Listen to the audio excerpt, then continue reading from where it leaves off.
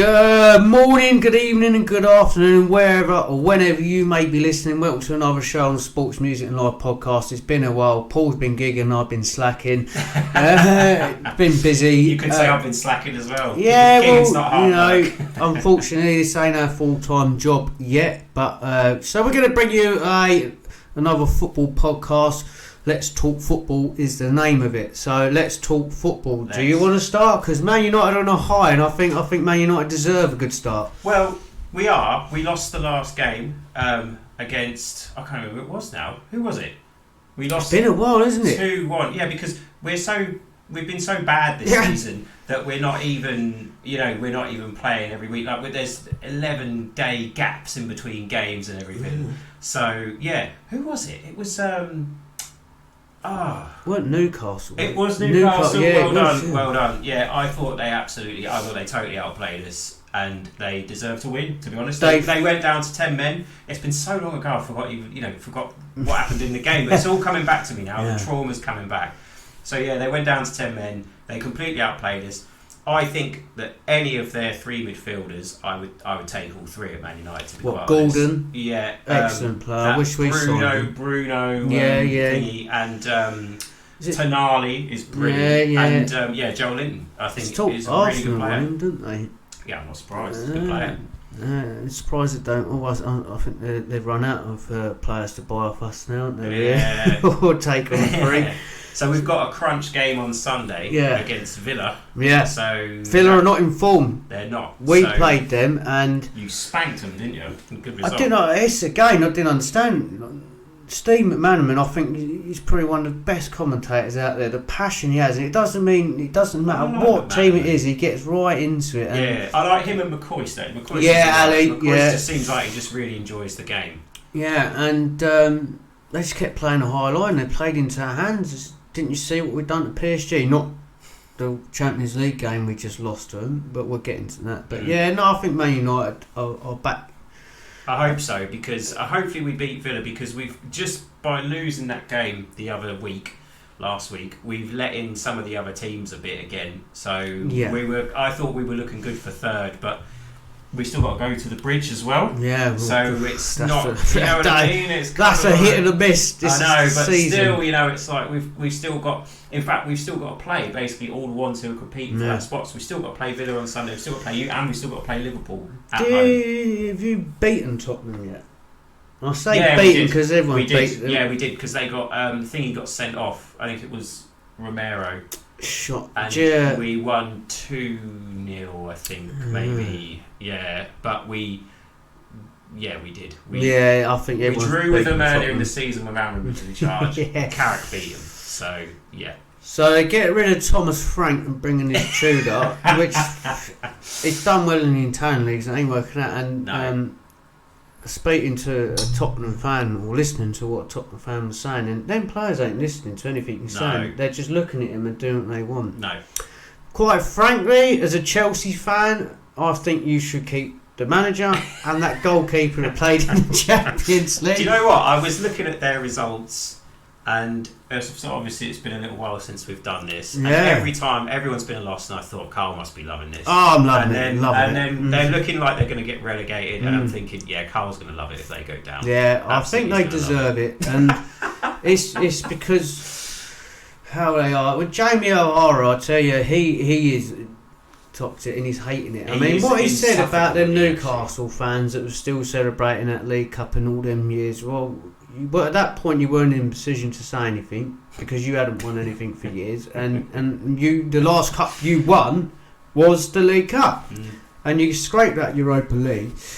But I think West Ham are the team that deserve to stay up right now. Yeah. And even Wolves are starting to pick It's a shame that they were so bad for the first half of the season, because they were in pretty good form actually. Beat Liverpool the other day.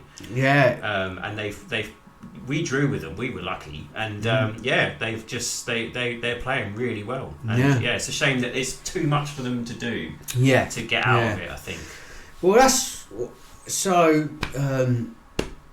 Sean Dyche has been sacked, isn't he? I think that's the last time we've done a podcast. I think we announced that. Yeah. So they've got now as their manager, don't it's they? The ex-Wolves manager, isn't it? What's his name? It begins with a V, didn't it? No, it begins with a V. I can't remember. But he was in charge of Wolves, wasn't he? And he was. Yeah. Is it Ferreira or something like Maybe, that? Ferreira, something like that. I don't know. I just couldn't believe that you sacked Sean Dyche and brought a guy in that's put Wolves in relegation back, and you've been a lot worse. They've been a lot worse for us. He's a ruthless guy. Yeah. But going back to Tottenham, everyone have been talking about Tottenham. They're playing because they want a transfer, but in their contract, if they get relegated, Daniel Levy ain't gonna.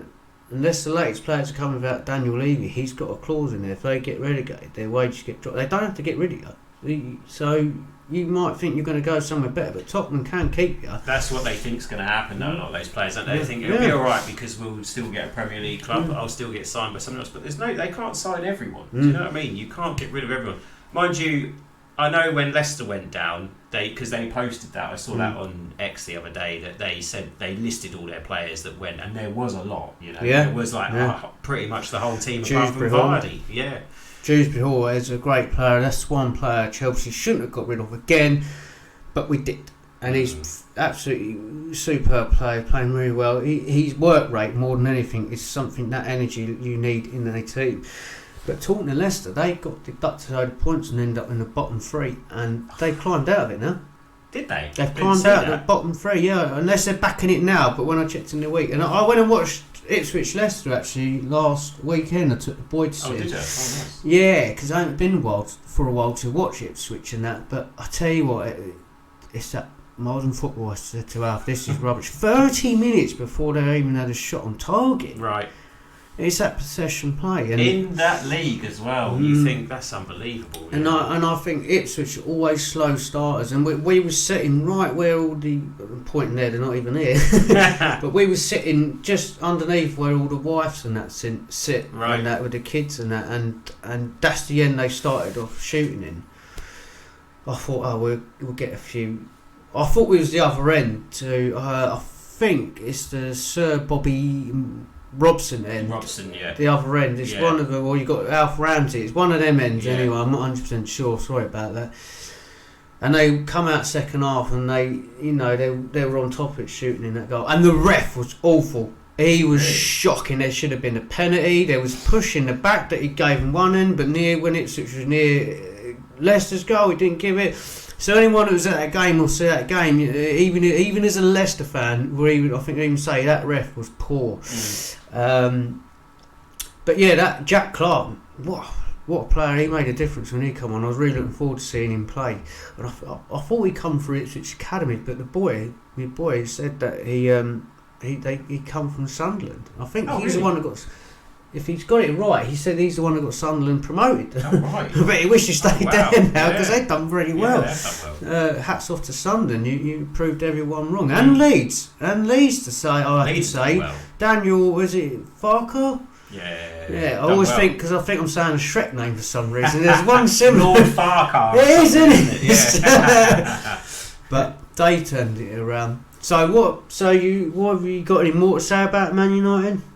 I'll tell you what, the effort levels aren't very good at the moment, I must admit. I know the results have been really good, but the performances have been a bit shaky, and I do wonder, a lot of people have said this and I tend to agree, but I do wonder if it's because they've gone, Carrick and the new coaches and that have eased off on the players a bit, whereas Amorim had them training a lot, doing a lot on fitness and that. They're not doing as much on fitness anymore. They keep giving them holiday. When not the last break we had, but the one before that, they all had a holiday in Dubai, and because they had about they stuck there. Not now, but I think they had 2 weeks off or something because it was FA Cup. We weren't in it. We didn't play, so they came back and. Right, it was like pre-season, and obviously it is because they've all just been away. They've all had a mid-week break or mid-season break, and it hasn't done them any good whatsoever. I think that can affect. I think you got 18 days off or something. It was, silly like that. Or has it been 18 days? That's too long. One of them was 18, and one of them I think's been 11 or something, because the last time we didn't play last weekend, we played on the Monday, and we're playing again on Sunday, so what's that, 13? I think 13. Yeah, then you must have another 18 days off, because we've got internationals coming up, because England have got a couple of internationals coming up, so that's too long for players to be off, and the 1 week, fair enough, I think it's good to have time off and then you refresh, but that's too long. It does happen, and really what we should have been doing was either smashing it in training or played a friendly, just done some people are talking about go Saudi and play some games there, get some money. Alright, you could do that and have some warm weather training at the same time, or even just play a friendly behind closed doors against someone local, do you know what I mean, like Everton or Burnley or something like that, or someone or even Stoke who've got nothing else to do, so you play you just do it in the training, not in the training ground, but like an empty stadium or something. It's not televised, just keep the players sharp. Problem is that you're taking risk, isn't it, if someone gets injured in that way. So True. I think there should be ticked over, and then when it comes, and then start pushing towards it. I think it's too long to be off to get brain numbed. Yeah, you're not match fit. That's the thing. You're not match fit anymore. So I'll get on to Chelsea then. Yeah. So I thought I saw the highlights, and it looked like you were doing quite well up until the 70th minute or something, and then you collapsed. Well, yeah. I mean, I watched the first half, and you could see that PSG were 2 levels above us. Really? Poor defending again. We're shocking in defence, but that's all right, because we're going to go and buy someone like a rubbish Garnacho again, because that's what we've been doing. And one of the directors, which is one of the owners, has come out and said that we are, I think, 2 or 3 seasons away from winning the Premier League. But why? All that money you spent, we should be flying, but because of what you brought in, you're talking nonsense, mate. You've come in and you ripped up something that was working, and you seem to think you're going to start saying it again. You come in and you ain't got a clue what you're doing, and you've absolutely ruined a good team. Now, for me, it is a profit for them. I get it, they're business people, but if they'd invested that money right and kept us winning the league and Champions League and things like that, I'm not saying that we was competing in the league, because there was lots of times where Chelsea had dips. I get that, but you've completely took that away. We ain't a Champions League team, because when you're looking at your bench for someone to come off and win you a game, I like Delap, but I think Delap's been used very wrong in Chelsea. It doesn't suit him. And when you've got João Pedro's amazing. He's one of them good signings. They have made some good signings. I'll give them that. They have made some good signings. But it's the amount of money you've spent and where are half these players. I mean, we've got 6 goalkeepers, 2 of them. 6? Something silly like that, yeah. And 2 of them, well, Jorgensen, I don't know what he's trying to do at the back and playing football, and he's kicking it into the middle of the park where you've got players. And these are keepers they're bringing in, and then you've got Sanchez, who's been better this season, but he's a shot stopper, and that is that. And whatever else he does, I don't know. That Arsenal game, he was horrendous in that. And I'll tell you something, Wrexham would have beaten us if that guy didn't do that dirty tackle. There was no need for that dirty tackle he'd done at the weekend, and that cost you, Wrexham, that did, big time, because you would have beaten us, I'm telling you. But then, this is the other game, this is another cup game. Right, we had PSG in a week, but when you're looking to your bench and the team you're starting, you ain't going there to win.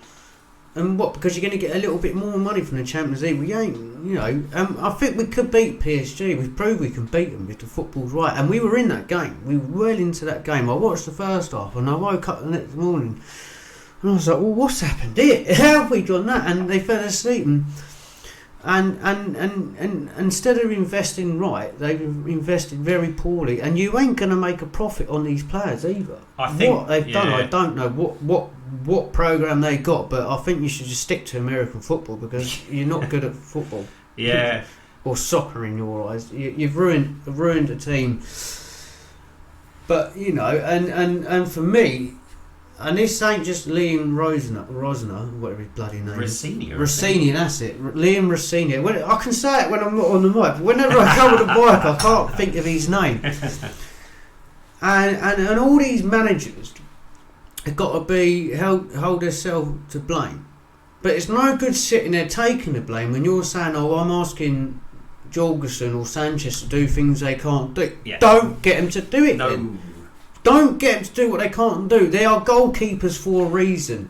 Well, this is. I think I was touching on this just before we turned the camera on, actually. But there's nothing wrong with having a goalkeeper who's fundamentally a shot stopper and that's their job. There's nothing wrong with having a centre back or a defender who fundamentally defends. Who's just like, this is why I never had a problem with Chris Smalling at Man United. He was a good defender. Yeah. He was a good centre back. All right, he wasn't great with the ball at his feet, but he's good at doing his job. And it's nothing wrong with having a striker who just scores goals. It doesn't matter if they don't press and that sort of thing. Do you know what I mean? As long as they put the ball in the net, that's their primary job. And there's nothing wrong with just going back to basics and just playing simple football with the players that you've got. Yeah. And then if Rossini's plan overall, or whoever's the manager's going to be, if their plan is to eventually start playing out from the back and doing that kind of thing, then go and buy the goalkeeper that you need to do that. But for now, when you've just got, do you know what I mean? When you've just got the players that you've got and you can't buy anyone else and you've got to use them, you've got to simplify it for them. You've got to play to their strengths.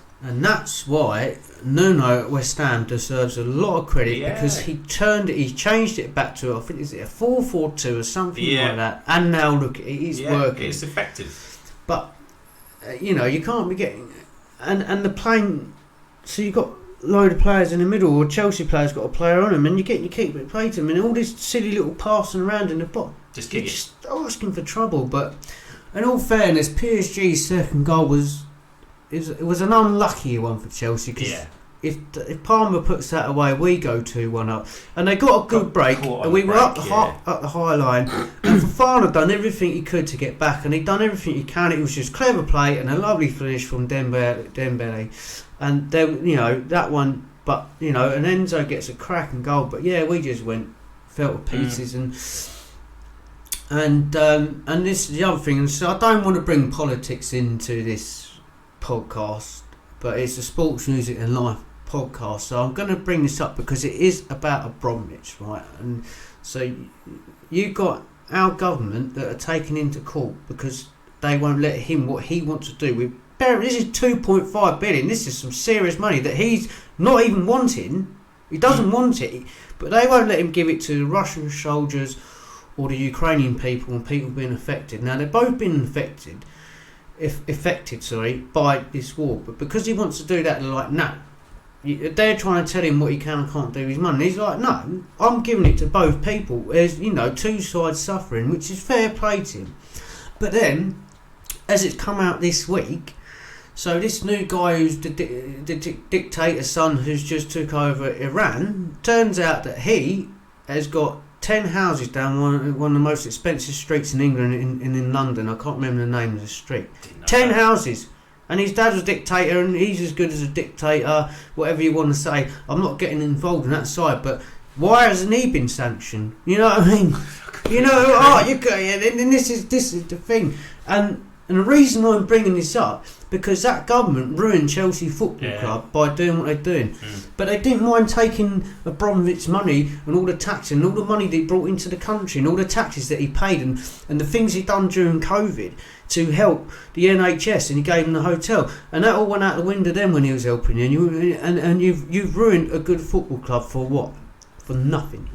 Considering you've done the deals and you knew these people before they come in, and you was quite happy taking their money. But now you've got the Americans all coming into English football, hiding their money. So what's the difference? That's why this is why I went down that road with it, because that's what I'm getting at. Well, and the problem is the Americans cannot run a football club. No, it's not. They don't see it as they don't see it. Like, I think with Abramovich, all right, eventually he said, it's got to stand on its own 2 feet. Eventually, it's got to be a business. It's got to be this, that, and the other.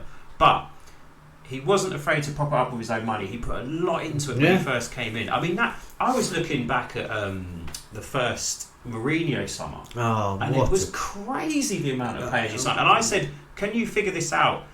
I put it into AI and said, "Put this into today's money, like how much he spent." And it would be the equivalent of putting 500 million into a club. Wow! Now, do you know what I mean? 500-600 million pounds on players, because obviously you've got Drogba for 25, you paid 15 or something for Robin.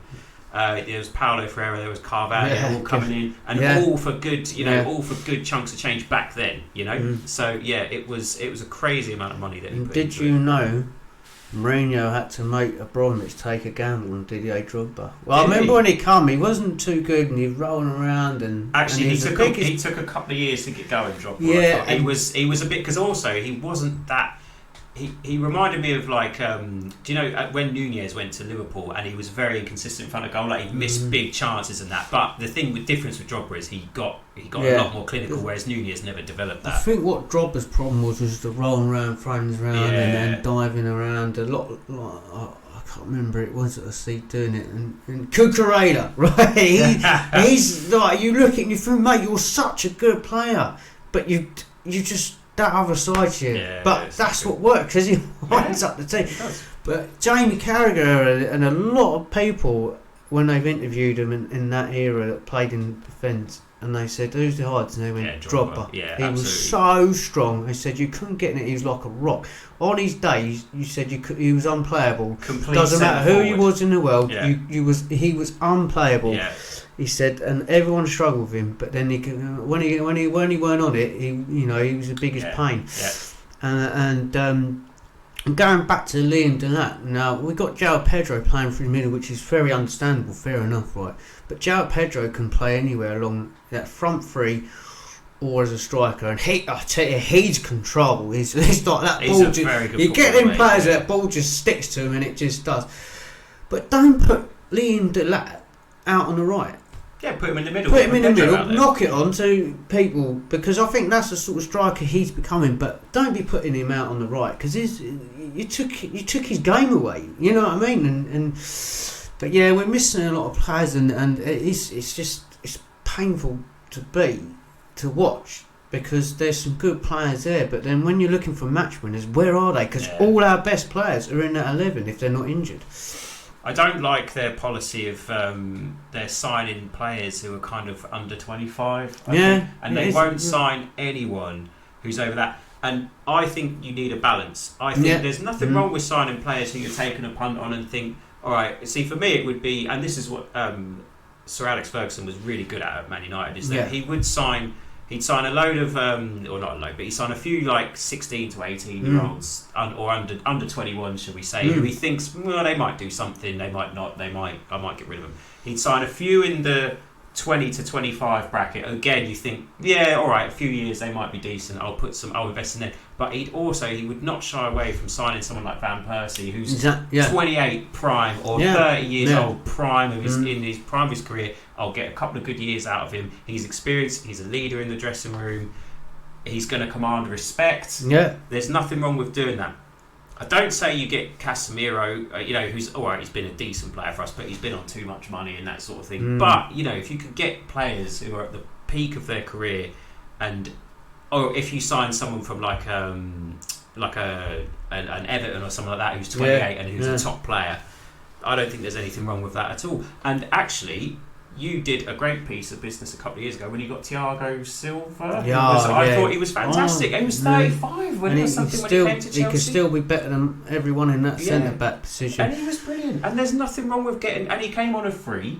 Nothing wrong with getting players like that. There's nothing wrong, that... So I just think their policy is flawed. Of just everyone... We're not... Because some of those players aren't going to come good. No. They're not going to get to... Garnacho's one of them. He's not going to come good. He's not. And I think he beat the team the other night as well, because he did that at Man United. And it's funny how we used to have problems with teams being leagues. It stopped as soon as he's left. And suddenly he's at Chelsea. He's not playing, and you've had a team. I've never known Chelsea to have a league team before, and suddenly it's come out. And I think, rat boy, isn't he? If it's something, it stinks. So might not have been him, but it all points to him because he's got previous for it. There's been signs he's been good, but I just can't see why. You got a player like Tyreek George and they've stuck him out on loan. I think he'd be better than Garnacho, and he'd be more hungrier than Garnacho. Garnacho needs to go somewhere like Spain or Italy, because he ain't good enough. No, I was going to say the same thing. I think the kindest thing we can say about him I'm not even is talking about a top Italian or Spanish club. I tell you, go AC Milan and join the rest of Chelsea. But I was listening to a Gareth Bale interview. That's what I was going to say actually about Alex Ferguson. He brought all Beckham and Neville and all them through that academy, and that he was ruthless with them. But like you say, he had that balance when he brought them in, and they come in as very young players. That's the thing. The class of '92, everyone thinks, it was just them. It wasn't. No. You had Roy Keane in there, who he bought in his prime from Nottingham Forest, he had Paul Ince in the middle. Yeah. He had Mark Hughes. Well, actually, Mark Hughes was an academy player, but he had Cantona up front, and they were coming in with those kind of players. They had Bruce and Palace. I was just about to say, was Bruce there? Yeah, he was. Yeah, in that '94 team, there was a lot of players coming who were already well established. You know, like. Bruce and Palace at the back. Dennis Irwin wasn't an academy player. Mate, that's some cracking players there. Yeah, it's a great team. Would you believe Steve Bruce never played for England? Never got a cap for England. Crazy. How does that not happen? Like, you go back to growing up as a kid and you just got to look at him. He was solid, wasn't he? Yeah. But yes, I was listening to a Gareth Bale interview, and Alex Ferguson tried tapping him up at a young age. Yeah, he wanted him bad. He did. Yeah. He was talking about his time at Madrid. He goes, because at Madrid they want your life purpose-like, like out there, and they want to know everything. They want to mingle. And he said I just didn't want to do that. He goes, I just wanted to play football and go home. And he got crucified for it. And he said, and he got a lot of critic, but he was a great player for Real Madrid. Five Champions League, and I don't think they won the Champions League actually until he come. No, because they might have won one before that. I think they obviously did, but they'd gone a long time era, without it. Yeah, that era. So the La Decima, he was in the team for what they called the La Decima, the 10th one they won in overall. Yeah. And that was the first one they'd won since the Zidane. Yeah, like you say, the Zidane goal. So it was a good almost 10, no, probably 15 years actually. Yeah. So Bale turns up, and then they win final it. Jigsaw or final piece in the jigsaw, and he was saying that, which they said if you're injured, you've got to watch the game, but the 80 odd minute, it's on the overlap. I have to watch it. You can watch it on the overlap. It's a really good interview, and he comes across, and obviously I like them interviews because you had one with Ashley Cole too, and you get the insight to what really happened. And the press crucified him because Ashley Cole is because he stuck up for David Seaman. Go and watch that one, really good one, really good listen to that one. Yeah. And the Gareth Bale one was really good listen to, and that. And because he left early when he was allowed to, he got the picture and just hung him out to dry for it all the time. And that, they're brutal. Yeah. But as for Garnacho, I mean, you're never getting in Real Madrid. And that Vinicius Junior's overrated. He dived in the week. And Donnarumma, I believe, who's in goal for City, he got a hand to that ball first. Have you seen Makelele's dive too for the penalty? That was worse than Vinicius Junior's. That was shocking. And where was VAR for this? This is my question. But so that's two podcasts I could suggest to go and watch, really. Very good interviews on them, and I think I've covered everything. I don't know if you have too. No, I think that's it. I think we're good. But see how we get on. Who have you got this weekend? Newcastle. That's gonna. I'm not sure. Without looking off the top of my head, it doesn't matter if we're home or away. If I'm honest with you, it doesn't matter. It depends on who and what turns up. Really on the day, and same with them. To be honest, I mean they always play like it's their cup final against us anyway, which was annoying. But they deserve to win it. With Newcastle, they dip off, but then they start to call it back. Now this is a question if anyone knows the answer, because I was sitting there thinking when I was listening to the TalkSport. And I thought, right, you got Arsenal, City, Liverpool, Chelsea, Champions League. That's your top four. Obviously, Tottenham got in there because of the Europa League. How did Newcastle get the Champions League? They must have let 5 teams in this year. They did, because they got 5th, didn't they? Tottenham didn't. Well, it's top 5 at the moment. Yeah, right. It has changed. It's whichever team is doing the best whichever performs the best in Europe collectively gets an extra spot. And it was England last season. Right. Whether again, I mean, most of them got battered in this round. But to be fair, most of them actually, because they finished high up in the group and bounced the last 16. I don't think any of them had to play in the last 32. They got past that kind of qualifying stage where the only ones did to qualify for this round was Newcastle. They had to play. I'll tell you that Bodo Glimt. Have you seen that Norwegian team? Yeah. And everyone's moaned about because they got a 4G pitch. I think they need to stop moaning about it now. It's been around long enough, and there's plenty of places you can go and train on. Yeah, you need to do it. I don't think there's any excuse anymore, because even on grassroots, a lot of pitches, I say it's probably about 50-50 that you're either playing on 4G or you're playing on grass. So I just don't think there's any more excuses for it anymore. No. Yeah, you need to. If you know you're playing a team that's going to do that, then go and train on it. Yeah, exactly. Yeah, I'm sure one day, a week before you're playing on there, you can have a bit of prep, and then the week before you've got your prep. I mean, I don't know. It is a really intensified fixture list that the English teams or the English teams really have to do, isn't it? Really, but. Anyway, so that's another football rant, a football podcast from me and Paul. Thank you for listening on the Sports Music and Live podcast, and we'll be bringing you another one. I won't say soon, because it all depends how things go. Depends on life. Yeah. Give us some likes and shares. Get us out there if you're enjoying it. Get a promotion for us, and like I say, like we always say, if we've done something you don't agree with, or said something we don't agree with, and you've got a question, or you've got something, and we can bring it up, leave your name, and we'll give you a shout out on the next podcast. Thank you for listening. Thank you, everyone.